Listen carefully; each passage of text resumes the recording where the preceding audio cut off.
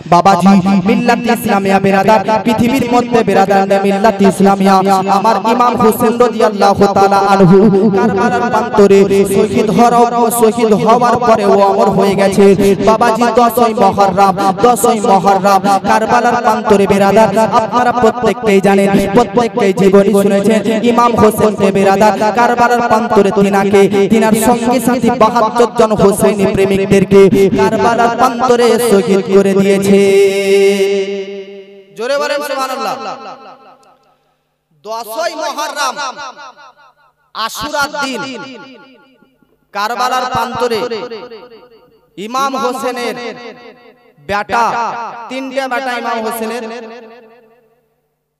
একটা ছোট বেটা আলী আসগর একটা ছোট বেটা আলী আকবর তাদের দুজনকেই কারবালার প্রান্তরে শহীদ করে দিয়েছে আর আরেকজন হচ্ছে আলী আউসা ইমাম হোসেনের তিনটা বেটা হয়েছে বুঝলেন তিনটা বেটা তো তিনটা বেটারই নাম রেখে দিয়েছে আলী আলী আলী জোরে বলেন সুবহানাল্লাহ বাবাজি মিল্লাত ইসলামিয়া আমার আপনার ইমাম হুসাইন রাদিয়াল্লাহু তাআলা আনহু কারবালার প্রান্তরে শহীদ হলেন কেন বিরাদার ইমাম হোসেন যদি মনে করত ইয়াজিদের হাতে হাত রেখে দিব ইয়াজিদের হাতে হাত রেখে বায়াত গ্রহণ করে নিব ইয়াজিদের হাতে হাত রেখে মুরিদ হয়ে যাব ইয়াজিদের কথা মান্য করে নিব ইয়াজিদের দলে চলে যাব তাহলে ভাবুন ইয়াজিদ ইমাম হোসেনকে মালামাল করে দিত ধনী ব্যক্তি করে দিত সম্পদশালী করে দিত তো আমার হুসাইন বেরাদার আপনাদেরকে দুনিয়াবাসীদেরকে শিক্ষা দিয়েছেন জগৎবাসীরা রে ইয়াজিদের কাছে আমি বায়াত গ্রহণ করলাম না ইয়াজিদের হাতে হাত রাখলাম না ইয়াজিদের সামনে মাথা নত করলাম না ইয়াজিদের সামনে যদি মাথা নত করতাম তাহলে আজকে ইসলাম মাথা নত করে দিত আমি ইসলামকে বাঁচার জন্য ইসলামের রক্ষার জন্য নিজের জীবনকে বিলীন করে দিলাম অতএব তোমরাও ইয়াজিদের হাতে হাত রাখবে না ইয়াজিদ তো টাকা পয়সার লোভের নাম ইয়াজিদ তো অহংকারের নাম ইয়াজিদ তো ব্যভিচার সেনার নাম ইয়াজিদ তো হচ্ছে চুরি চামারির নাম ইয়াজিদ তো ডাকাতির নাম অতএব জগৎবাসী ডাকাতির সঙ্গে সংযোগ থাকবেন না চুরির সঙ্গে বেরাদার যুক্ত থাকবেন না সুদের সঙ্গে যোগাযোগ রাখবেন না বেরাদার হারাম কর্মের সঙ্গে যোগাযোগ রাখবেন না হোসাইনি যারা হবে তারা এই সমস্ত পাপ থেকে দূরে থাকবে আর মনে রাখবেন আমার হুসাইন বলেছে যারা এই পাপ থেকে দূরে থাকবে তাদেরকে আমি হাসরের ময়দানে শাফাআত করে জান্নাত নিয়ে চলে যাব নিজের পবিত্র রক্ত দিয়ে গেছেন মোদেরকে এই শিখিয়ে নিজের পবিত্র রক্ত দিয়ে গেছেন মোদেরকে এই শিখিয়ে আল্লাহ ওয়ালা হতে গেলে আল্লাহ ওয়ালা হতে গেলে সইতে হবে এমন কঠোর জ্বালা ইয়া হুসেন আসসালাম ইয়া হুসেন আসসালাম লা ইলাহা ইল্লাল্লাহু মুহাম্মাদুর রাসূলুল্লাহ এই কালিমার প্রেমে হুসেন কাটিয়ে দিলে আপন গলা ইয়া হুসেন আসসালাম ইয়া হুসেন আসসালাম জোরে বলেন কারবালার প্রান্তরে ইমাম হোসেনের শরীরে বল্লমের আঘাত 33 জায়গাতে ছিল কত জায়গায় ইমাম হোসেনের শরীরে বল্লমের আঘাত ইয়াজিদিরা যে বল্লমে ইমাম হোসেনকে আঘাত করেছে তো তিনার শরীরে বল্লমেরই আঘাত ছিল 33 জায়গায় ছুরির আঘাত ছিল মোটামুটি 25 থেকে 26 জায়গায় আর তীরের আঘাত তো 100 এর উপরে ইমাম হোসেনের শরীরে তীরের আঘাত 100 এর উপরে তাহলে ভাবুন 33টা বল্লমের আঘাত 25 থেকে 26 জায়গাতে ছুরির আঘাত 103টার উপরে তীরের আঘাত এত যন্ত্রণা এত কষ্ট ও হোসেন সহ্য করার কি দরকার ছিল ইয়াজিদের হাতে হাত রেখে দিতে তবুও ইমাম হোসেন ইয়াজিদের সঙ্গে কম্প্রোমাইজ করেননি এই জন্য জগৎবাসী আজকে কিছু মানুষ প্রশ্ন করে কিছু মানুষ ইমাম হোসেনকে নিয়ে প্রশ্ন করে যে তোমরা বলতেছো যে হাসরের ময়দানে কিয়ামতের দিন ইমাম হোসেন তার মাননেওয়ালা হোসাইনি প্রেমিক মানুষদেরকে জাহান্নাম থেকে বাঁচিয়ে জান্নাতে নিয়ে যাবে, এটা বিশ্বাস করি না। কেন রে ভাই? তো বলতেছে ইমাম হোসেন তার ফ্যামিলিকে, তার পরিবারে, তার ভাইপুদেরকে, তার ছেলেদেরকে, তার ভাইদেরকেই তো কারবালার প্রান্তরে ইয়াজিদের হাত থেকে বাঁচাতে পারেনি। আরে এমনটা, আরে ইমাম হোসেন নিজেও ইয়াজিদের হাত থেকে যখন নিজেকে বাঁচাতে পারেনি, তখন আমাদেরকে কি করে জাহান্নাম থেকে বাঁচাবে? তো আমি বলতে চাই ইমাম হোসেন কারবালার প্রান্তরে নিজেকে বাঁচানোর জন্য যায়নি, বাঁচানোর জন্য যদি যেত তাই ইয়াজিদের হাতে হাত রেখে দিত। ইমাম হোসেন কারবালাতে ইয়াজিদের হাত থেকে নিজেকে বাঁচানোর চেষ্টাও করেননি, জানি তো দূরের কথা, চেষ্টাও করেননি। ও মুসলমান, ইমাম হোসেন কারবালার প্রান্তরে গিয়েছিলেন কেন? ইসলামকে বাঁচানোর জন্য। আর বাস্তবে ইমাম হোসেন তার সমস্ত রক্ত দিয়ে কারবালার প্রান্তরে ইসলামকে জিন্দা করে দিয়েছে। এই জন্য কবি বলতেছেন কতলে হুসাইন আসল में मर गए यजीद, इस्लाम जिंदा होता है हर करबला के बाद। মিল্লাতে ইসলামিয়া এত কষ্ট, এত যন্ত্রণা, এত ব্যথা, এত বেদনা কি সহ্য করা যায়? এবার মন দিয়ে ধ্যান দিয়ে মা বোনরা একটু শুনেন। 10ই মুহররম জুম্মার ওয়াক্তে, জুম্মার টাইমে দুপুর বেলাতে ইমাম হোসেনের শরীরে আজকে মুআজ্জাজ রকম রকম ভাবে ছুরির আঘাত হয়, বল্লমের অ্যাটাক হয়, আজকে বেরাদার তলোয়ারের আঘাত হয়। ইমাম হোসেনের শরীরের উপরে বাবাজি মিল্লাতে ইসলামিয়া তীরের আঘাত হয়। একবারের জন্য ভাবুন বেরাদার, নবীজি আমার মদিনাতে রওজায়ে মুবারাকার মধ্যে নবীজি মাজারের ভিতর থেকে কত কষ্ট অনুভব করতেছেন, নবীজি কত কষ্ট পেতেছে, নবীজি কত যন্ত্রণা পেতেছে, নবীজি কত আঘাত পেতেছে। তো নবীজি ইমাম হোসেনকে এত ভালোবাসতো, আর সেই হোসেনকে কারবালার জন্য, কারবালার প্রান্তরে ইসলামের জন্য শহীদ হতে হতেছে। বাবাজি আমার তো মন বলতেছে জটা ছুরির আঘাত, জটা বল্লমের আঘাত, জয়টি তীরের আঘাত হোসেনের শরীরে লেগেছে, ততটা আঘাত আমার নবীজির শরীরেও লেগেছে। কেন কেন কেন? কারণ আমার নবীজি বলেছিলেন আল হুসাইন মিন্নি ওয়া আনা মিনাল হুসাইন, আমি হুসাইনের মধ্যে, হুসাইন আমাদের মধ্যে। কি করে এটা না হতে পারে যে হুসাইনকে হুসাইন নবীর মধ্যে, হুসাইনের মধ্যে নবী, আর ইমাম হোসেনকে ছুরির আঘাত লাগবে, বল্লমের আঘাত লাগবে, তীরের আঘাত লাগবে, আর নবীজির কষ্ট হবে না? এমনটা কি হতে পারে? আমার নবীজিও নিঃসন্দেহে কষ্ট পেয়েছেন, আঘাত পেয়েছেন, যন্ত্রণা পেয়েছেন, ব্যথা পেয়েছেন। ও নবী নন্দিনী মা ফাতিমা জাহরার কথা একবার চিন্তা করুন। নবীজির মা, নবীজির বেটি ফাতিমা, ইমাম হোসেনের মা হযরতে ফাতিমা জাহরা কারবালার প্রান্তরে আজকে ইমাম হোসেনের শহীদ হবার যন্ত্রণা কতটা পেয়েছেন, কতটা আঘাত কষ্ট পেয়েছেন, কতটা ব্যথা পেয়েছেন। বাবাজি হযরতে মা ফাতিমা জাহরা নিজের জীবনের সব টুকু দিয়ে, নিজের জীবনের সব সামর্থ্য দিয়ে, সব চেষ্টা প্রচেষ্টা দিয়ে আজকে ইমাম হোসেনকে বড় করেছে। একবার ভাবুন ইমাম হোসেনের বড় ভাইয়ের কথা, ইমাম হাসান, তিনি আজকে মাজারের ভিতর থেকে, কবরের ভিতর থেকে কত আঘাত পেতে। যে ইমাম হোসেন যদি কোনো কষ্টের জায়গায় যেত, ইমাম হাসান তার ছোট ভাই হোসেনকে যেতে দিত না, হাসান যেতে দে, হাসান চলে যেত। সেই ইমাম হাসান আজকে কারবালাতে কবরের ভিতরে আছে। একবার চেষ্টা করে চিন্তা করুন তিনি কতটা আঘাত পেতে আছে। হযরতে আলী রাদিয়াল্লাহু তাআলা আনহু আজকে ইমাম হোসেনের আব্বা, তিনি কবরের ভিতরে কতটা কষ্ট পেতেছেন, কতটা আঘাত যন্ত্রণা সহ্য করতেছেন। এবার শুনেন বেরাদার, ইমাম হোসেন শহীদ হলেন। আপনি জানেন বেরাদার, ইমাম হোসেন গলায় কে ছুরি লাগালো, ইমাম হোসেনের গলাকে দুই ভাগে করেছিল। ইমাম হোসেনের গলাতে যিনি ছুরি চালিয়েছিল, ইমাম হোসেনের শরীরের মধ্যেতে, ইমাম হোসেনের গলার মধ্যেতে যে ছুরি চালিয়েছিল, সে হচ্ছে এমন একটা পাপী, সে হচ্ছে এমন একজন অপরাধী, তার নাম হচ্ছে খুলি বিন ইয়াজিদ। এই খুলি বিন ইয়াজিদ বেরাদার মিল্লাতে ইসলামিয়া ইমাম হোসেনের গলায় ছুরি লাগায়। বেরাদার প্রথমে ইমাম হোসেনের গলাতে সিমর জুলজাও নামক একজন পাপী কিন্তু প্রথমে ছুরি চালাতে যায়।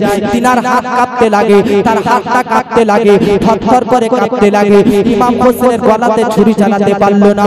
সিমর জুলজাওকে সরিয়ে দিয়ে খুলি বিন ইয়াজিদ দৌড়তে দৌড়তে যায় এবং ইমাম হোসেনের বুকের উপরে বসে যায়।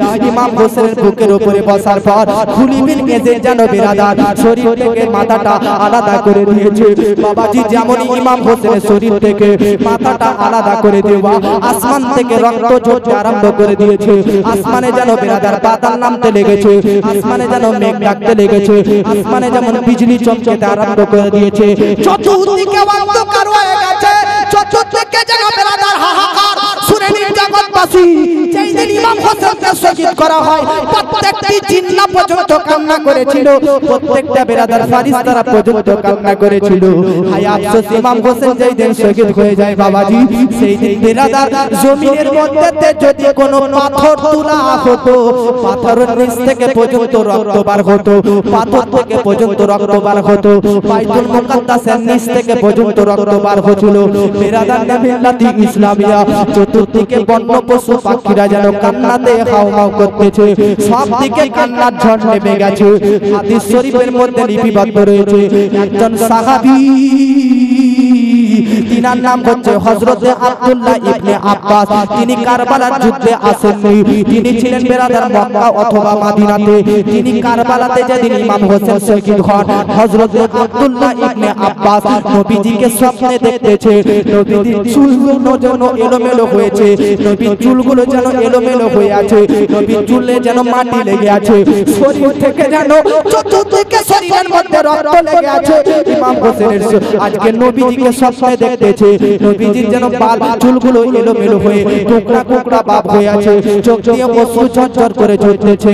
মক্কা শহরে আব্দুল্লাহ ইবনে আব্বাস তিনি কারবালাতে আসেননি, মক্কা শহরে তিনি ছিলেন। তিনি স্বপ্নে নবীকে এই রকম অবস্থায় দেখলেন।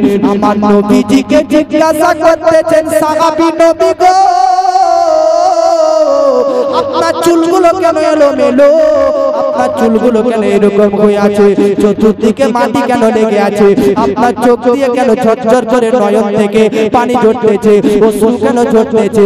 আমার নবী বলতেছেন, আমার নওয়াসা কারবালার প্রান্তরে শহীদ হলো, আমি এই মুহূর্তে ইমাম হোসেনের শহীদ হওয়া যাওয়া রক্তটা আমি শিশির মধ্যে বোতলের মধ্যে ভরতেছি। ইয়া রাসূলুল্লাহ, ইয়া হাবিবাল্লাহ, নবী গো, আপনি নবী ইমাম হোসেনের রক্তটা কারবালার প্রান্তর থেকে বোতলের মধ্যে কেন ভরতেছেন নবী গো? আমার নবী বলতেছে, জানো না আমি হোসেনের রক্তটা আজকে বোতলের মধ্যে এই জন্য ভরলাম, প্রতিটি রক্তের ফোঁটাতে ফোঁটাতে আমার গুনাহগার উম্মতদেরকে জান্নাতের মধ্যে এর বদলাতে আমি নবী নিয়ে যাব। এ মুসলমান, আপনাদের হৃদয়টা কেঁপে উঠবে, আপনার অন্তরটা কেঁপে উঠবে। কারবালার প্রান্তরে ইমাম হোসেনকে শহীদ করার পরে ইমাম হোসেনের বাড়িতে, অর্থাৎ কারবালার প্রান্তরে, কারবালার এক সাইডে ইমাম হোসেনের স্ত্রীগণরা, ইমাম হাসানের স্ত্রীগণরা, অনেক মহিলা ছিলেন ইমাম হোসেনের বাড়ি। ইমাম হোসেনের ছোট একটা মেয়ে, 7 বছরের মেয়ে হযরতে সাকিনা, আর ইমাম হোসেনের একজন বেটা ইমাম জাইনুল আবেদিন। হযরতে ইমাম জাইনুল আবেদিন তিনি কিন্তু কারবালা যুদ্ধ করতে আসেননি। কেন? কারণ তিনি অত্যন্ত জ্বর হয়েছিল, তিনি অত্যন্ত অসুস্থ ছিলেন। বাবাজি আমার মিল্লাত ইসলামিয়া খিমার মধ্যে, তাবুতের মধ্যে, তারা বাড়িতে রয়েছে মহিলারা, ইমাম হোসেনের পরিবারের মহিলারা কারবালার এক সাইডে তাবুতের মধ্যে রয়েছে, খিমার মধ্যে রয়েছে। আর ইমাম হোসেনের 22 বছরের একটা বেটা ইমাম জাইনুল আবেদিন, সেও অসুস্থ, তাবুর মধ্যে বেরাদার আরাম করতেছিল। ইমাম হোসেনকে শহীদ যেমন করা হয়, আজকে তাবুতের ভিতর থেকে ইমাম হোসেনের স্ত্রী শাহর বানু, শাহর বানু, এরা বুঝতে পেরে নিয়ে গেছে যে আমার স্বামী শহীদ হয়ে গেছে। ইমাম হোসেনের 2টি বোন ছিল, হযরতে জাইনাব, হযরতে উম্মে কুলসুম, তিনারাও বুঝতে পেরে গেছে আমার ভাই আর পৃথিবীর মধ্যে নেই, তিনিও শহীদ হয়ে গেছেন। বাবাজি ইজিদি সেনাবাহিনীরা ইমাম হোসেনকে শহীদ করার পরে ইমাম হোসেনের তাবুতের দিকে যায়, খিমার দিকে যায়, এবং ইমাম হোসেনের বাড়িতে, যে বাড়িতে তার আজকে অসুস্থ ছেলে আছে, মহিলারা আছে, সেই মহিলারা যে বাড়িতে খিমাতে আছে, সেই খিমার উপর ইজিদি সেনাবাহিনীরা আগুন জ্বালিয়ে দিয়েছে।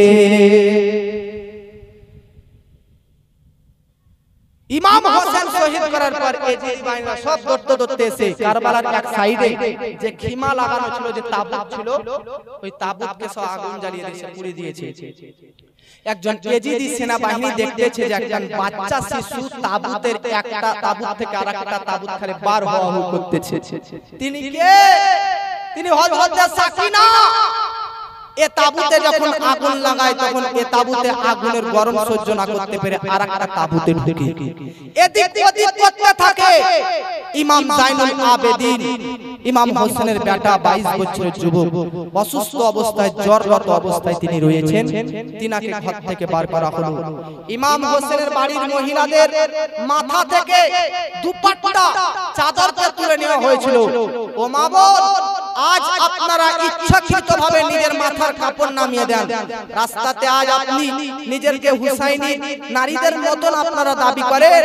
ইমাম হোসেনের স্ত্রীদের কথা বলি, তিনাদের শরীরের একটা পশম পর্যন্ত দুনিয়ার কোনো বেগানা পুরুষ দেখতে পায়নি। আর সেই শরীরের আজকের লোমকে, শরীরকে আপনারা বেগানা পুরুষের দিকে দেখাচ্ছেন, উলঙ্গ করতেছেন। ও নারীরা, তোমাদেরকে বলি, জাহান্নামের কোন কোনায় থাকবা একবার কথা ভাবুন। এত জুলুম ও সিতাম, এত অত্যাচার অন্যায় ইমাম হোসেনের ফ্যামিলির মহিলাদের প্রতি হচ্ছে, তবুও পর্দা থেকে বিরত থাকেন না, তবুও পর্দা ছাড়ে না, শরীরে পর্দারত অবস্থায় আছেন। এজিদি সেনাবাহিনীরা তাদের পর্দা টানতেছে, ইমাম হোসেনের আজকে ফ্যামিলির মহিলারা পর্দা টানতে দেয় না। জোরে বলে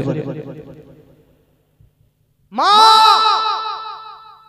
ইমাম হোসেনের একটা বাচ্চা মেয়ে ছিল, হযরতে সাকিনা, 7 বছরের একটা মেয়ে। কানের পড়েছিল। আপনাদের ঘরে মেয়েরা কানের পড়ে কি পড়ে না? কানের পড়ে। কানের পড়া কোথা থেকে এসেছে জানেন?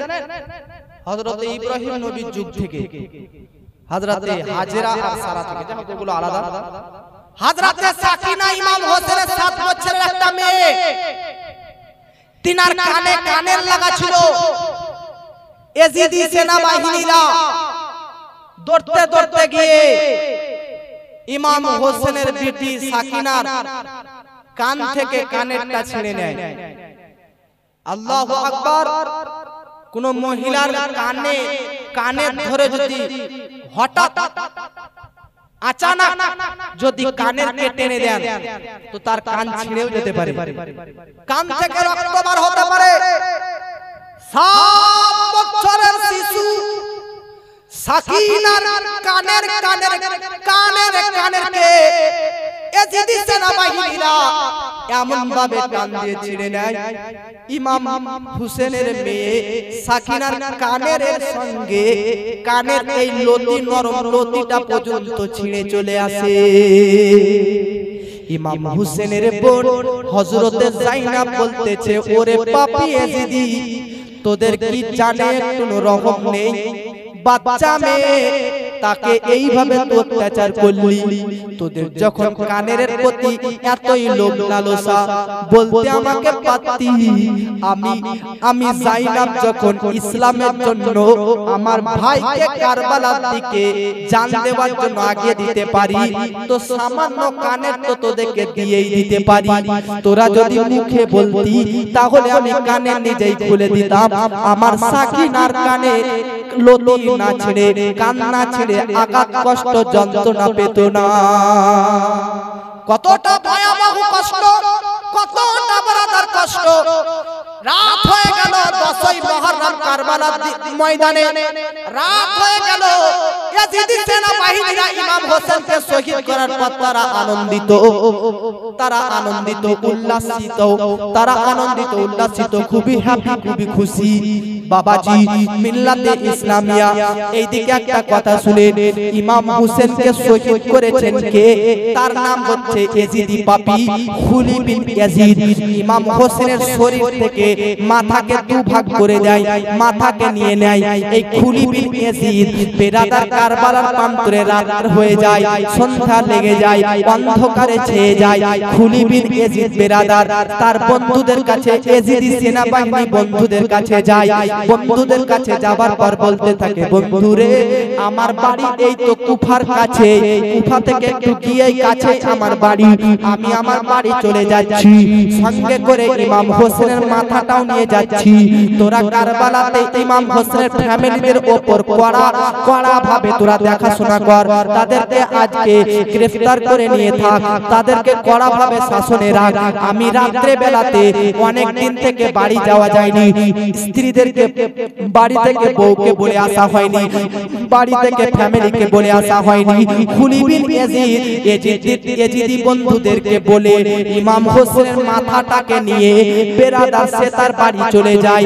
এই দেখেন বাবাজি, খুলি বিন ইয়াজিদ ইমাম হোসেনের শুধু এই মস্তক মোবারকটা, শুধু এই কাটা মাথাটাকে নিয়ে কারবালা থেকে একটু কাছেই তার বাড়ি ছিল। এই খুলি বিন ইয়াজিদ ইমাম হোসেন মাথাটা নিয়ে বাড়ি চলে যায়। মনে রাখবেন বাবাজি, খুলি বিন ইয়াজিদ যিনি ইমাম হোসেনকে শহীদ করেছে, তার মাথা ইমাম হোসেন মাথাটা নিয়ে বাড়ি যাচ্ছে। এই খুলি বিন ইয়াজিদের স্ত্রী কিন্তু ভালো ব্যক্তি ছিলেন। খুলি বিন ইয়াজিদের স্ত্রী কিন্তু আল্লাহওয়ালা নারী ছিলেন, উনি ইমাম হোসেনের প্রেমিকা নারী ছিলেন। স্বামী ইমাম হোসেনকে হত্যাকারী, কিন্তু স্ত্রী ভালো হতে পারে নাকি? স্বামী খারাপ বলে স্ত্রী খারাপ হবে এমনটা না, আবার স্ত্রী খারাপ বলে স্বামী খারাপ হবে এমনটা না। কখনো কখনো স্বামী ভালো হয় স্ত্রী খারাপ হয়, স্ত্রী ভালো হয় স্বামী খারাপ হয়। বাবাজি, খুলি বিন ইয়াজিদ ইমাম হোসেনের মাথাটা নিয়ে গুটি গুটি পায়ে বেরাদার বাড়ির দিকে চলে যায়। এই দেখেন তার বাড়ির সামনে চলে এসেছে বাবাজি। বাড়ির সামনে চলে আসার পর খুলি বিন ইয়াজিদ মনে মনে ভাবতেছে, আমার স্ত্রী তো ইমাম হোসেনকে মহব্বত করেনি, আমার স্ত্রী তো মা ফাতেমা জাহরাকে প্রেম করেনি, আমার স্ত্রী তো একজন তাহাজ্জুদ নামাজ পড়নে वाली, আমার স্ত্রী তো পাঁচ ওয়াক্তের নামাজ পড়ানি, আমার স্ত্রী তো সৎ নারী, আমার স্ত্রী তো ভালো নারী। আমার স্ত্রী যদি বুঝতে পারে আমি নবীর নওয়াসা নবীর নাতি ইমাম হোসেনের মাথাকে কেটে এনেছি, তাহলে তো আমাকে অনেক বকাঝকা করবে। কত বড় খুলি বিন ইয়াজিদ পাপী! দেখে ইমাম হোসেনের মাথাটা বাড়ির ভিতরে নিয়ে গিয়ে, বাড়ির ভিতরে না নিয়ে গিয়ে, দেখবেন বেরাদার আপনাদের বাড়িতে বাড়ি এক জায়গায়, কিন্তু বাড়ি থেকে একটু সামনে বাইরের দিকে আগিনার দিকে ময়দানের দিকে দেখবেন চুলহা থাকে। থাকে চুলহা থাকে কি থাকে না? এখন তো চুলহা বাড়িতেই হয়ে গেছে, কারেন্টে রান্না করতেছে, কিন্তু অনেক মহিলাদের বাড়িতে তাহলে ইমাম হোসেনকে কারবালার প্রান্তরে শরীর থেকে দেহ থেকে মস্তকটা আলাদা কে করেছে বললাম? খুলি বিন ইয়াজিদ। সে কি ভাবলো যে আমার বাড়িতে একটু কাছে, তো আমি ইমাম হোসেনের মাথাটি নিয়ে বাড়িতে যাই নাকি? কথা শুনতেছেন কিনা আপনারা? কিন্তু খুলি বিন ইয়াজিদ ইমাম হোসেনকে নিহতকারী, তার স্ত্রী ভালো ছিল না খারাপ? জোরে বলেন, ভালো ছিল না খারাপ? জোরে বলেন না ভাই, ভালো ছিল না খারাপ? এ বাবাজি, খুলি বিন ইয়াজিদ 10ই মুহররম আশুরার রাতে এইদিকে ইমাম হোসেনের মাথাটা নিয়ে গুটি গুটি পায়ে হাঁটতে হাঁটতে হাঁটতে বিরাদার বাড়ির দিকে রওনা হয়ে যায়, বাড়ির দিকে চলে যায়। খুলি বিন ইয়াজিদ মনে মনে ভাবতেছে, আমার স্ত্রী তো নেক ব্যক্তি, সৎ ব্যক্তি, আল্লাহওয়ালা ব্যক্তি, আমার স্ত্রী তো ইমাম হোসেনের প্রেমিকা ব্যক্তি, নবীজিকে মহব্বতকারিনী ব্যক্তি, আমার নারী, আমার স্ত্রী তো তাহাজ্জুদ পড়নেওয়ালা নারী, পাঁচ ওয়াক্তের নামাজি। খুলি বিন ইয়াজিদ মনে মনে চিন্তা করলো, যদি এই মাথাকে সহকারে নিয়ে রুমের ভিতরে আমি প্রবেশ করি, তাহলে তো আমার স্ত্রী বকাঝকা করবে। এই জন্য আমি আপনাদেরকে বলতেছিলাম, অনেক মাদের, অনেক মহিলাদের বাড়ির সামনে দেখবেন চুলহা থাকে, মানে এই বাড়িটা দেখবেন এই বাড়ির পাশে চুলহা আছে। অনেক বাড়িতে থাকবেন বাড়ির ভিতরে চুলহা থাকে না, বাইরেই থাকে, ধুমের ব্যাপার আছে। এই জন্য খুলি বিন ইয়াজিদ ইমাম হোসেনের মাথাটাকে তার বাড়ির চুলহোর মধ্যে ভরে রেখে দিল। নাউজুবিল্লাহ। পবিত্র ইমাম হোসেনের মাথাকে খুলি বিন ইয়াজিদ তার বাড়ির কোথায় রাখলো? চুলহোর ভিতরে রাখলো, লুকিয়ে রাখলো, তাতে যেন খুলি বিন ইয়াজিদের স্ত্রী বুঝতে না পারে। আব্বাজি মুসলমান বেরাদার নে মিল্লাত ইসলামিয়া খুলি বিন ইয়াজিদ তার বাড়ির ভিতরে প্রবেশ করে। কয়েকদিন যাবত বাড়িতে ফিরে আসেনি, কয়েকদিন যাবত বাড়ির মধ্যে আসেনি, কয়েকদিন যাবত বাড়ির মধ্যে ফিরে আসেনি। স্ত্রী জিজ্ঞাসা করতেছেন, তার ওয়াইফ জিজ্ঞাসা করতেছেন যে স্বামী তুমি এতদিন কোথায় ছিলে, কি করতেছিলে, কোথায় চলে গিয়েছিলে? এবার খুলি বিন ইয়াজিদ সত্য কথা বললে তো ফেঁসে যাবে, মিথ্যা কথা বলতেছে। বাবাজি মিথ্যা কি বেরাদার? খুলি বিন ইয়াজিদ বলতেছে আমার বন্ধুর সঙ্গে কারণ লড়াই হয়ে গেছিল, যারা লড়াই করতে এসেছিল তাদেরকে হত্যা করতে গিয়েছিলাম। বাবাজি খুলি বিন ইয়াজিদ কিন্তু পুরোপুরি কথাটা কিন্তু খুলে বলল না, তার জন্য তার স্ত্রীও কিন্তু বুঝতে পারলো না, তার স্ত্রীও খুব একটা গুরুত্ব দিল না। দেখবেন বাবাজি স্বামীরা যতই রাত করে বাড়ি ফিরুক না কেন, রাত একটা হোক, রাত দুটো হোক, তিনটা হোক, যতই রাত করে হোক না কেন, স্বামীরা যদি বাড়ি ফিরে আসে কোনো ব্যাপার নয়। কিন্তু মেয়েরা যদি সন্ধ্যাবেলাতে বাড়ির বাইরে যায়, সমাজে তাকে খারাপ বলে। কি বলে? যে স্বামী রাত দুটো পর্যন্ত বাইরে কি না করবে, বাড়িতে আসবে কোনো ব্যাপার নয়। আর মেয়েরা যদি সন্ধ্যাবেলাতে একটু পাড়া সিরিয়াল দেখতে যায় তো বলে কি করতে গেছিলি, কোথায় গেছিলি, কতি ঘন্টা ঘন্টা খেতে গেছিলি। এটা তো আমাদের পরিচয় মহাজ্জাজ। তো আমাদের ক্ষোভ, আমাদের সমস্ত কু মাইন্ড নারীদের প্রতি। আমি তো বলেই দিয়েছি সর্বদা আমাদের মাইন্ড খালি মহিলাদেরকে চেঞ্জ করব, আর আমরা সর্বদা পাপী হয়ে থাকব। নিজে পাপের দলদলে ডুবে থাকবেন, আর আপনার বউকে আপনি মহাজ্জাজ নেক পথে চালাবেন। কি করে হবেন? যে পথে আপনি আছেন ও পথে আপনার সঙ্গে আপনার স্ত্রী জড়িত আছে, আপনি ফাঁসবেন তো আপনার স্ত্রী ফেঁসে যাবে। খুলি বিন ইয়াজিদ তার স্ত্রী অত গুরুত্ব দিল না, খাবার দাবার বেড়ে দিল। তার স্বামী খুলি বিন ইয়াজিদ বাড়িতে খাবার দাবার খেয়ে ঘুমিয়ে গেল। রাত পোহালো, তাহাজ্জুদের নামাজের সময় কোনটা মনে রাখবেন মুআজ্জাজ, এশার নামাজ পড়ে আপনারা ঘুমান।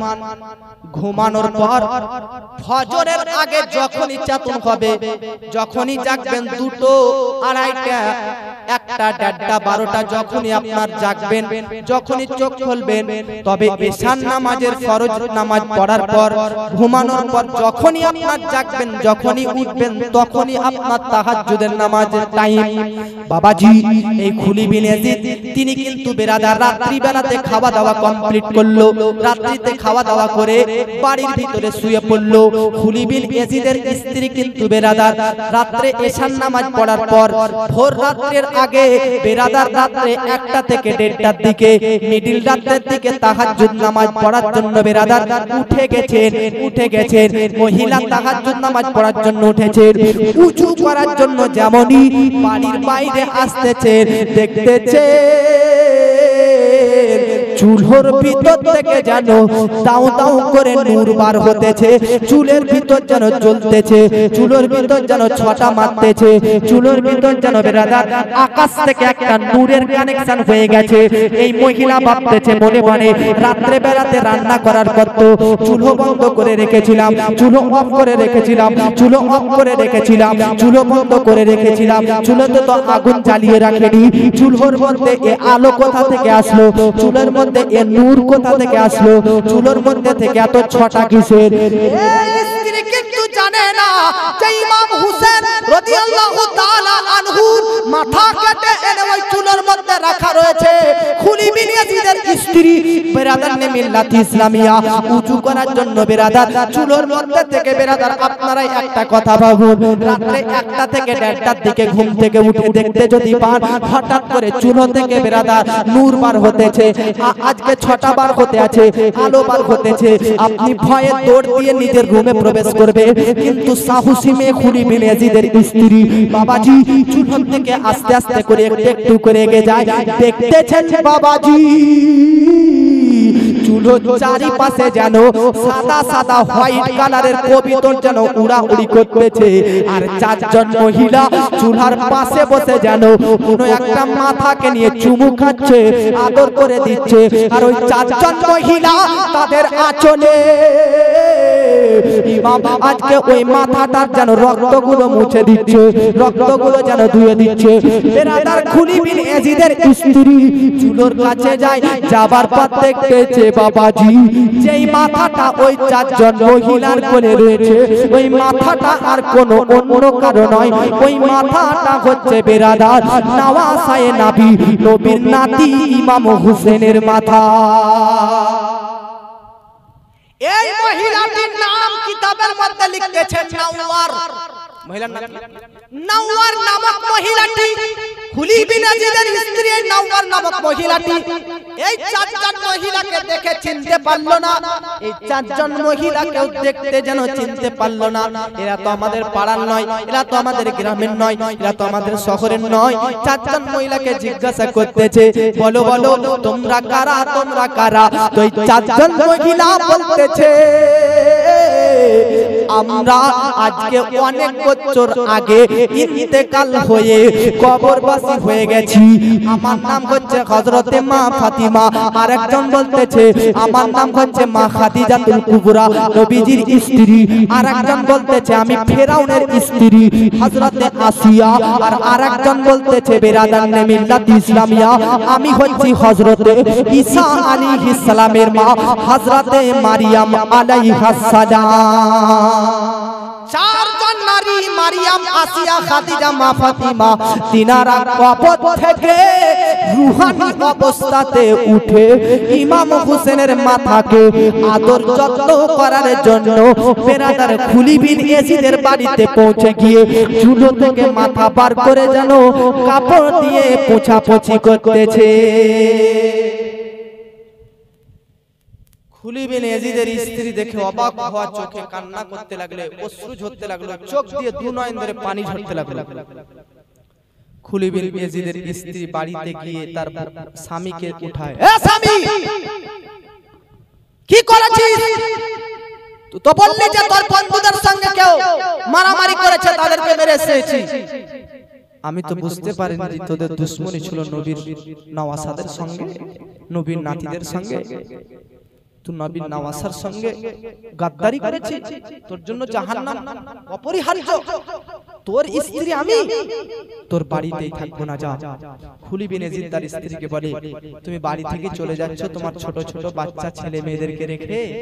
তো মহাব্বত কি জিনিস দেখুন, মহাব্বত প্রেম কি জিনিস দেখুন, কি জিনিস। আপনাদেরকে বলি নামাজ ধরুন, পাপ কাজ থেকে দূরে থাকুন, পাপ কাজ ছাড়ুন। আপনারা তো পাপ কাজ ছাড়তে পারেন না, কিন্তু ওই মহিলাকে দেখুন ইমাম হোসেনের মহাব্বতে তার স্বামীকে বলতেছে, তুই নবীর নওয়াসা, তার ছেলে মেয়েদেরকে দেখিসনি, তার বাপকে শহীদ করেছি, আমি তো ছেলে মেয়েদেরকে দেখবো।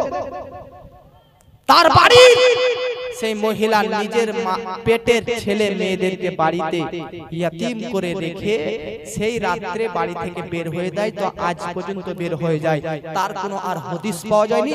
কোথায় যে ওই নারীরা গিয়েছিল, কোথায় গিয়েছিল কোনো ঠিক নাই। তবে কেউ কেউ বলতেছে জঙ্গলের মধ্যে গিয়ে ইমাম হোসেন, হোসেন নাম জপতে জপতে জঙ্গলের মধ্যে ইন্তেকাল করে, আর ওখানেই তার দাফন এবং কাফন হয়ে যায়। জুড়ে বলে এটা 10ই মুহররম রাত্রিতে এই দিককার ঘটনা। এবার দেখুন, এবার কারবালার একটু ঘটনা শুনুন। 10ই মুহররম রাত্রে বেলাতে কারবালাতে কি হচ্ছে দেখুন। 10ই মুহররম কারবালাতে চতুর্দিকে অন্ধকার। কাল পর্যন্ত হযরতে যায়েনব তার ভাই হোসেনের সঙ্গে ছিলেন।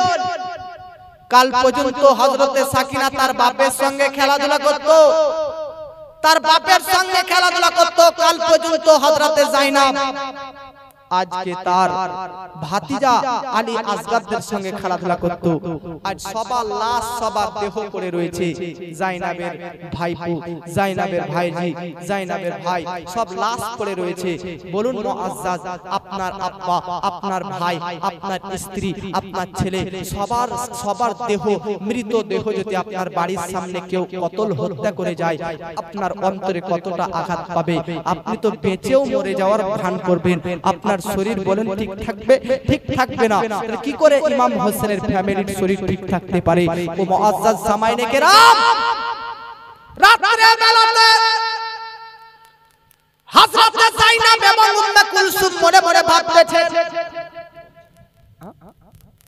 এতক্ষণ পর্যন্ত ইমাম হুসেন রাদিয়াল্লাহু তাআলা আনহু আমার দলের লিডার ছিল, সর্দার ছিল, কিন্তু আজকে ইমাম হুসেন নেই। এই সরদারি দায়িত্বভার আমি জাইনাবকে নিতে হবে। বাবাজি হযরতে জাইনাব রাদিয়াল্লাহু তাআলা আনহা তিনি বেরাদার সমস্ত কাফিলার সমস্ত দলবলের ইমাম হোসেনের ফ্যামিলিতে যারা বেঁচে ছিল তাদের সকলের দায়িত্ব কিন্তু নিয়ে নেয় হযরতে জাইনাব রাদিয়াল্লাহু তাআলা আনহা। রাত্রি বেলাতে বেরাদার তিনি ঘুমান না, রাত্রি বেলাতে তিনি ঘুমান না। কি করে রাত্রে ঘুম আসবে, কি করে রাত্রে ঘুম আসবে? ভাইয়ের মৃতদেহ পড়ে রয়েছে, ভাই শহীদ হয়ে গেছে, বেটারা শহীদ হয়ে গেছে, ভাইপুরা শহীদ হয়ে গেছে, ভাইরা শহীদ হয়ে গেছে, তাদের প্রত্যেকের বডি কারবালার প্রান্তরে পড়ে রয়েছে। আর কি করে জাইনাবের ঘুম আসতে পারে, কি করে উম্মে কুলসুমের ঘুম আসতে পারে? হযরতে জাইনাব রাত্রে বিরাদান মিল্লাত ইসলামিয়া কারবালার প্রান্তরে এই দিক থেকে কখনো ওই দিকে যায়, কখনো এই দিক থেকে ওই দিকে যায়, চতুর্দিকে জাইনাব ঘোরাফেরা করতেছে। হঠাৎ করে কারবালার ভিতর থেকে যেন একটা বাচ্চার কান্নার আওয়াজ আসে, বাচ্চার কান্নার আওয়াজ। জাইনাব মনে মনে চিন্তা করতেছে এই বাচ্চার কান্নার আওয়াজ কোথা থেকে আসছে? উম্মে কুলসুম বলতেছে, বোন জাইনাব, এই আওয়াজ তো মনে হচ্ছে ইমাম হুসেন আমার ভাইয়ের বেটি হযরতে সাকিনার কান্নার আওয়াজ। জাইনাব বলতেছে, তো দেখো তো সাকিনা কান্না কোথায় করতেছে দেখো। আব্বাজি হযরতে সাকিনাকে খোঁজ করতে করতে দেখতে যায়। তখন তো আর এরকম হ্যালোজিন আর এরকম রড লাইট ছিল না, আর এরকম মোবাইল ছিল না, এরকম টর্চ লাইট ছিল না, কোনো আগুনের ব্যবস্থা নেই যে বেরাদার রাত্রি বেলাতে দেখে নেবে কোথায় আছে। অন্ধকার বেলাতে কালো অন্ধকার ছেয়ে আছে, চতুর্দিকে অন্ধকার, কোথায় সাকিনা কান্না করতেছে খোঁজ করতে করতে করতে করতে করতে দেখতে পাই এক জায়গাতে হযরতে সাকিনা একটা দেহর উপরে শুয়ে, বডির উপরে শুয়ে শুয়ে কান্না করতেছে। হযরতে সাকিনাকে জিজ্ঞাসা করতেছে, সাকিনা এটা কার শরীর, কার দেহ, কার বডি যার উপর কান্না করতেছো? সাকিনা বলতেছে, ফুফিজান আপনারাই দেখুন এটা কে। বেরাদার যখন ওই শরীর থেকে কাপড় পাঞ্জাবিটা খুলে দেখতেছে ওই দেহটা হচ্ছে জাইনাবের ভাই ইমাম হুসেনের শরীর। সাকিনা বলতেছে, প্রতিদিন রাত্রি বেলাতে আমি আমার বাপের কোল ছাড়া ঘুমাতাম না। বাপের কাছে মেয়ের সম্মান বেশি, বাপরা কিন্তু মেয়েদেরকে একটু বেশি ভালোবাসে, মেয়েরা কিন্তু মায়ের থেকে বাপের একটু বেশি আদর হয়, মেয়েরা একটু বাপেরই বেশি আদর যত্নের প্রিয়তমা হয়। বাবাজি হযরতে সাকিনা সাকিনা সাকিনা ইমাম হোসেনের কাছে কতটা প্রিয়, কতটা আদরের ছিল বাবাজি। হযরতে সাকিনা বলতেছে, আমার বাপের কোল ছাড়া কখনো ঘুমাতাম না, বাপের কোল ছাড়া কখনো ঘুমাইনি। সাকিনা বলতেছে, আমি 7 বছরের কন্যা শিশু, আমি বাপের কোল ছাড়া, আমার আব্বা হুসেনের শরীর, আমার আব্বার কোল ছাড়া কোনো কোলে ঘুমাইনি। আমি আজকে রাত্রিতে ঘুম আসছিল না, বাড়ির ভিতরে ঘুম আসছিল না, চোখে নিদ আসছিল না, চোখের মধ্যে ঘুম আসছিল না। সাকিনা ছোট বাচ্চা বলতেছে, আমি খিমার মধ্য থেকে ঘুম আসছিল না রাত্রি বেলাতে, আব্বা আব্বা বলে চিৎকার করতেছিলাম, অন্ধকারে আব্বার শরীর কোনটা বুঝতে পারছিলাম না। হযরতে সাকিনাকে জিজ্ঞাসা করা হলো, বেটি সাকিনা অন্ধকার এত, এই দেহটাই যে তোমার বাপের শরীর, এটা বুঝলে কি করে? হযরতে সাকিনা বলতেছে, আমি আব্বা আব্বা বলে চতুর্দিকে যখন দৌড়াদৌড়ি করতেছিলাম, আব্বা আব্বা যখন বলতেছিলাম, আমার আব্বা হুসাইন যার মাথা দুভাগ করা হয়ে গেছে, মাথা কাটা শরীর থেকে ডাক দিয়ে বলতেছিল, সাকিনা কোথায় করতেছি? এই দেখ তোর আব্বা এই জায়গায় পড়ে আছে, শুয়ে আছে, আই বেটি আই বুকে আয়, আমি বুকে নিয়ে তোকে আদর করি আর ঘুমাইয়া দেয়। এ মুসলমান, সাকিনা রাদিয়াল্লাহু তাআলা আনহা এই ছটপটি ভরা মন ভরা কথা শুনে যায়নাবের অন্তর পেটে যায়, বুকটা পেটে যায়। বেরাদার বলুন, বেরাদার বলুন, বেরাদার যারা আল্লাহর পথে শহীদ হয়ে যায় তারা মৃত না জীবিত? যদি মৃত হতে তাহলে বলুন মস্তক কাটা শরীরে কিভাবে সাকিনাকে কেটে বুকের উপর সাইতো করত? হযরতে সাকিনাকে বলতেছে যায়নাব বেটি সাকিনা চলো চলো, রাত্রি গভীর হয়ে গেছে, বাড়িতে একটু চলো, বাড়িতে তুমি ঘুমাবে। হযরতে সাকিনা বলতেছে মা গো, ফুফি গো, ফুফি গো, যাদের পেটে খাবার থাকে না তাদের ঘুম আসবে কি করে? ভাবুন মুআজ্জাজ, আপনি যদি সকাল দুপুর রাত্রে তিন বেলা যদি না খাবার খান, বলুন রাত্রি বেলাতে কি ঘুম আসবে? ক্ষুধার্ত অবস্থায় কিন্তু কারো ঘুম আসে না, পেট যদি ভরে না থাকে ঘুম কিন্তু কারো না আসে না। একবার ভাবুন ইমাম হোসেনের ফ্যামিলিদের কথা। ইমাম হোসেনের ফ্যামিলিদের ওপর ৭ই মুহররম ৩ দিন থেকে খাবার বন্ধ করে দেওয়া হয়েছিল। ফুরাতের নদীর পানি কিন্তু 3 দিন থেকে বন্ধ। 3 দিন থেকে অনাহারে 7 বছরের শিশু বেরাদার তিনিও না পান করে না খাওয়া দাওয়া করে কি করে থাকতে পারে? হযরতে সাকিনা বলতেছে আম্মা, ফুফি গো, ফুফি গো, পেটে খাবার নাই, কি করে ঘুম আসবে, কি করে ঘুম আসবে? তো কোন মার যদি স্তনে দুধ না থাকে আর রাত্রে বেলাতে যদি কান্না করতে লাগে, বাচ্চারা যদি দেখবেন খুব আদর করে ঘুমানোর চেষ্টা করে কিনা করে, হযরতে যায়নাব ঠিক সেরকম হযরতে সাকিনাকে বলতেছে ঘুমিয়ে যা রে লালা মার, কিছু নাই তো কে দিবার, ঘুমিয়ে যা রে লালা মার, কিছু নাই তো কে দিবার। ও সাকিনা একই বেদনা, ও সাকিনা আর কাঁদিস না, একই দানা নাই ঘরে খাবার, ঘুমিয়ে যা রে লালা মার, কিছু নাই তোকে দিবার। এই সাকিনা কোন রকম ভাবে ঘুমিয়ে গেছে। এজিদি দলটা ওইদিকে তামাশা করতেছে। হুর বলে একজন ব্যক্তি ছিলেন, তার স্ত্রী এজিদের একটা সেনাকে বলতেছে ও এজিদ বাহিনী, তোমাদের জানে কি একটু রহম হয় না যে ইমাম হোসেনের ছোট ছোট বাচ্চারা কয়েকদিন থেকে যাবত না খেয়ে না পান করে আছে, একটু পানি তো তাদেরকে দিবে, না হলে তারা বাঁচবে কি করে? ও এজিদি সেনাবাহিনীরা, তোমরা জানো না যে ইমাম হোসেনের ফ্যামিলিদেরকে বেঁধে দামেস্ক নিয়ে যেতে হবে, যদি এদেরকে না খেতে দাও তো এরা তো কারবালার প্রান্তরে সব মারা যাবে। এজিদের একটা সেনাদের মধ্যে একজন ব্যক্তি ইমাম হোসেনের ফ্যামিলির কাছে যায়নাবের কাছে আসার পর এক বাটি পানি নিয়ে আসলো। বেরাদার 10ই মুহররম রাত্রিতে হযরতে যায়নাবের কাছে এজিদের পক্ষ থেকে এক বাটি পানি আসলো। পানি নিয়ে আসার পর বলতেছে নাও পানি। যায়নাব বলতেছে পানি দেখার পরে পরে কান্না চলে এসেছে, পানি তোদের কাছ থেকে নিব না, ফেরত নিয়ে চলে যা, ফিরে নিয়ে চলে যা। যে পানির জন্য আলী আসগার শহীদ হয়েছে, যে পানির জন্য ইমাম হোসেনকে শহীদ হতে হয়েছে, যে পানির জন্য ছোট ছোট বাচ্চারা ছটফট করতেছে, সেই পানি তোরা নিয়ে ফিরত নিয়ে চলে যা, পানি তোদের নিব না। এজিদের সেনা একজন বলতেছে তোমরা বড়, তোমাদেরকে পান করতে হবে না, কমপক্ষে তোমাদের ছোট ছোট যারা বাচ্চা আছে দেখো তাদের শরীরের অবস্থা কত পাতলা হয়ে গেছে, পেট যেন ঢুকে গেছে, তাদের একটু মায়া দয়া করে একটু পানি নিয়ে শুন। বেরাদার দেখবেন মা এবং বাপরা ছেলেদের জন্য সবকিছু করতে পারে, পারে কি পারে না? ছেলেদের জন্য সবকিছু অপমান সহ্য করতে পারে। যায়নাব বলল ঠিক আছে পানি দাও। পানি নেওয়ার পরে হযরতে যায়নাব, এবার শুনেন দেখুন, যায়নাব সাকিনা কেবল ঘুমিয়েছে, সাকিনাকে বলতেছে সাকিনা দেখ দেখ দেখ উঠ উঠ পানি এসেছে। পানি শব্দটা সাকিনার কানে যেমন বেজেছে, তড়াম উঠে গেছে, সাকিনা পানি পানি বলে চিৎকার করতেছে। হযরতে সাকিনাকে যায়নাব বলতেছে পান করো। আদর্শ দেখুন এবার বাচ্চাদের আদর্শ কি। হযরতে যায়নাব ফুফি সাকিনাকে বলতেছে বেটি সাকিনা এই নাও পানি নিয়ে এসেছি, পানি পান করব।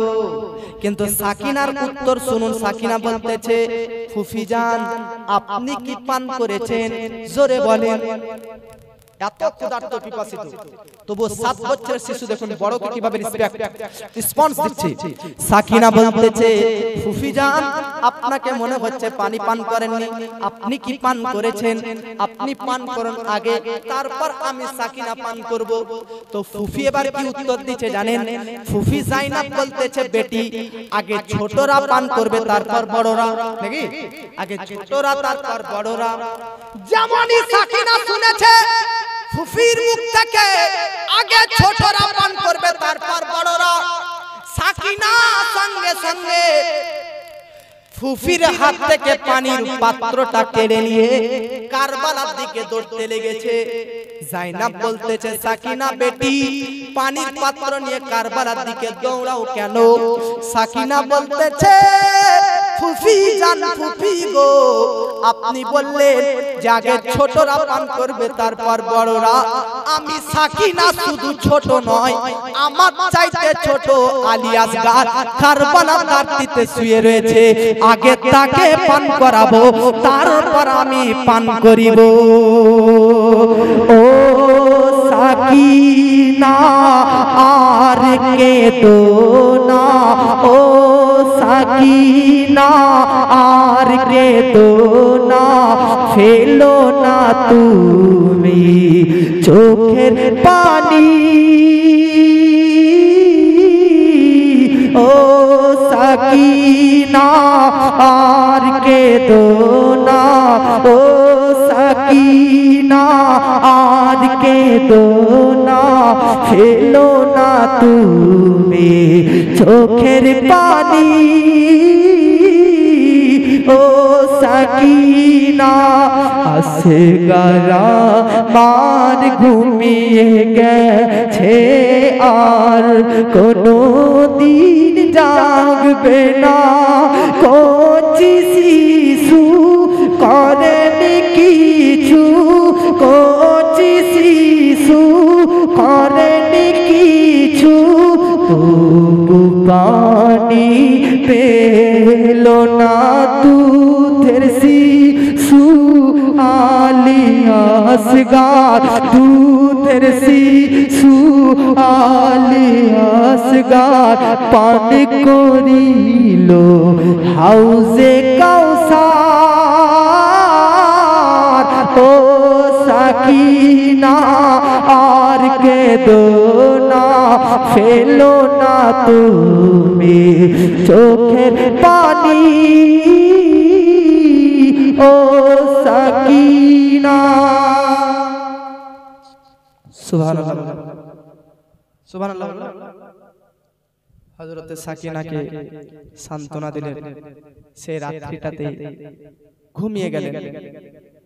বাচ্চারা ঘুমিয়ে গেছে পানি পান করে। হযরতে যায়নাব কিন্তু তলোয়ার নিয়ে কারবালার মাঠে ইদিক উদিক ইদিক এক সাইড উপর সাইড করতে থাকে। হঠাৎ করে জানো ঘোড়ার পায়ের আওয়াজ টকবক টকবক টকবক টকবক করে আসতেছে।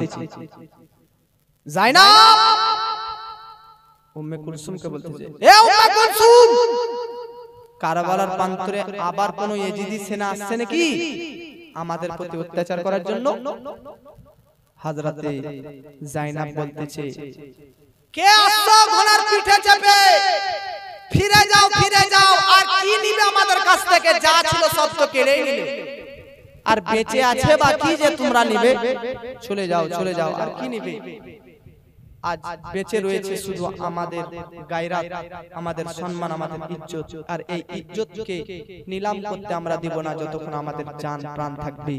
এই জাইনাবকে এবার তোমরা মেয়ে ভেবে ছেড়ে দিও না, আলীর রঙে রঙিয়ে আমি তোমাদের সবাইকে ধূলিসাৎ করে দেব।